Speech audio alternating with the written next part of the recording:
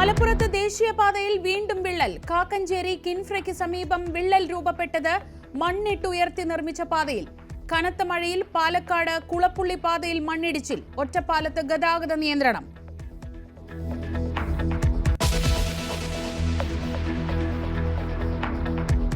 കടലിൽ താഴ്ന്ന ലൈബീരിയൻ കപ്പലിൽ നിന്ന് 100ഓളം കണ്ടെയ്നറുകൾ കടലിൽ. കപ്പലിൽ നിന്ന് സൾഫർ ഓയിൽ ചോർന്നു.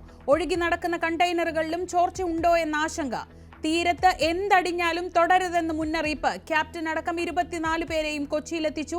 സാങ്കേതിക തകരാറും കാലാവസ്ഥയും അപകട കാരണമെന്ന് ക്യാപ്റ്റൻ.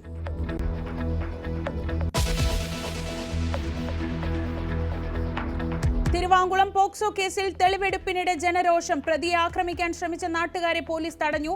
തെളിവെടുപ്പ് 5 മിനിറ്റിൽ പൂർത്തിയാക്കി പോലീസ്.